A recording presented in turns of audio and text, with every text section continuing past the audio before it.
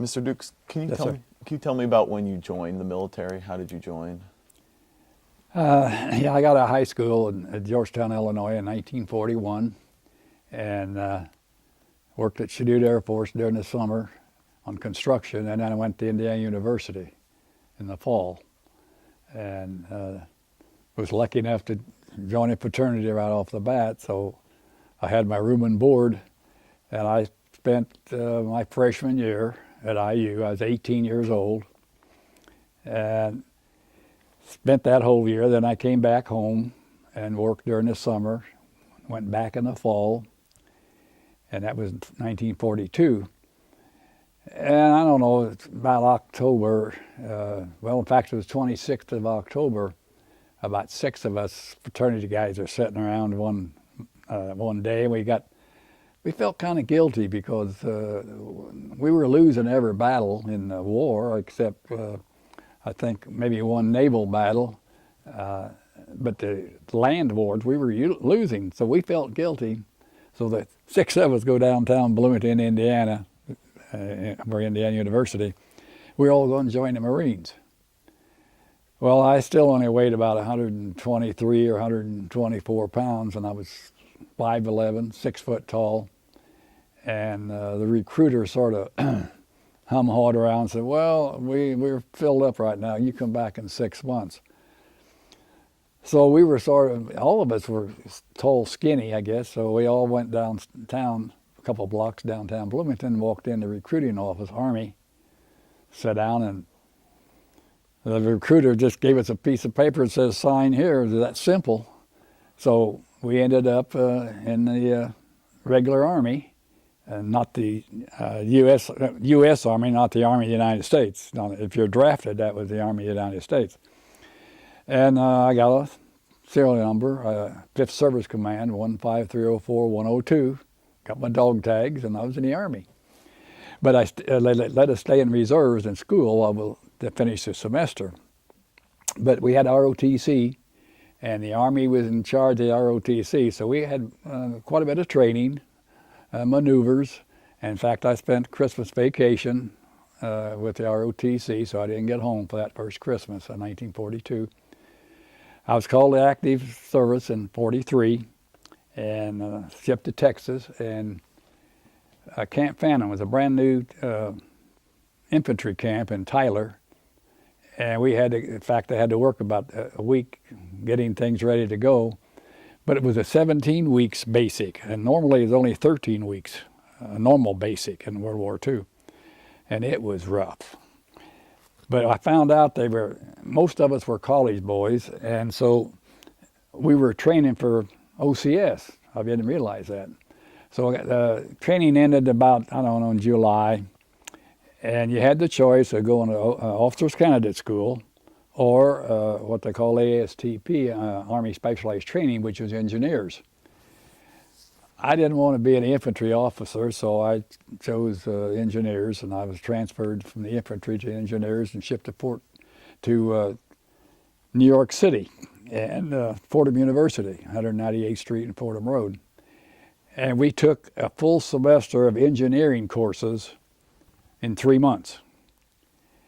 Well, I passed the first 3 months, and I got the second course. And I didn't get home for that Christmas either. Classes straight through. Well, in February and March, they were getting ready for the D-Day landings, and they were short of infantry soldiers, so all the schools were closed all at once. And typically Army, I went from Texas to New York. From New York, I was shipped to Fort Carson, Colorado. And I joined the Wolfhound Division. And I come to find out the commander was Terry Allen, who had the 1st Division North Africa assisting in Italy, came back and sold the Army on the idea of having a night fighting division, period. So when we all arrived at the camp, we were all standing out there in the open, and the general gets up on the stage and walks over and looks us over and says, "Oh, what do we got here? A bunch of college sillies. We're going to show you what the Army is really like." Turned around and left. He said, you're going to be refined to camp for 30 days. and we'd be training 7 days a week. So I went into barracks with my outfit, L Company. I was in the 2nd Squad, 2nd Platoon, 413th Infantry, and we trained. I mean, they were rough on us. And the thing was, we were 5,300 feet up in the air at rarefied air, so for the first 3 or 4 days, they really worked us. But I was with the company, and at the end of the 30 days, everybody came together, and we became a full company, 187 men, on maneuvers. And their basic wasn't any worse than what I'd already been through, so I was able to take it. Well, by this time I was up to about 180 pounds and in good, tough shape, thank God. So after D-Day, we were put on alert, got our POM requirements, and late July and August, we loaded our equipment on flat cars and headed east to Camp Kilmer, New Jersey. I was there about 6 or 7 days, got all my shots and all that sort of stuff. And one night, we sent out motor launches and boarded a ship out in New York Harbor. And my whole regiment was on that one ship. And we were at sea for 13 days in one big convoy. And we got into Europe and up the English Channel and at Cherbourg. But we couldn't go in and land on the beach because the harbor was full of sunken ships and it was a mess. So we anchored out in the channel and went over the side in cargo nets, full field equipment into LCIs, landing craft infantry. As soon as we hit shore, we went on a 49-mile forced march across the peninsula and bivouacked in a little town called Barneyville, and trained down on the pillboxes down on the beach. It was right below us. We were there about, probably less than a week. And we packed up on a Sunday night. In fact, it's kind of odd. They said, take your shoulder patches off, stick them in your pocket. I don't know why. We took a 35-mile forced march with full field equipment. And you get a 10-minute break every hour. And it was up and down the darn, kind of the hills and valleys of the peninsula, so it was really rough going. We got there at daylight on the next day and boarded cattle cars, French cattle cars, and headed north. Well, we ended up outside of Brussels, Belgium, in a village called Malines.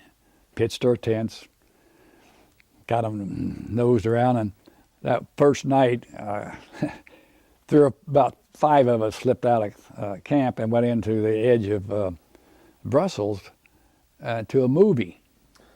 And we walked in and everything was blacked out.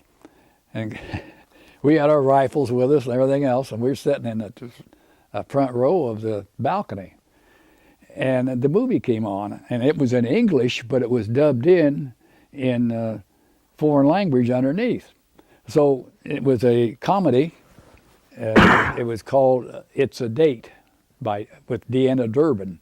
Well, every joke, the 5 of us guys sitting up there laughing, and the rest of the people wouldn't laugh till it come across the bottom of the thing. So it was sort of odd, everybody looking at us, and we were the only outsiders in the whole darn theater. But that was one of the first night before I went into battle.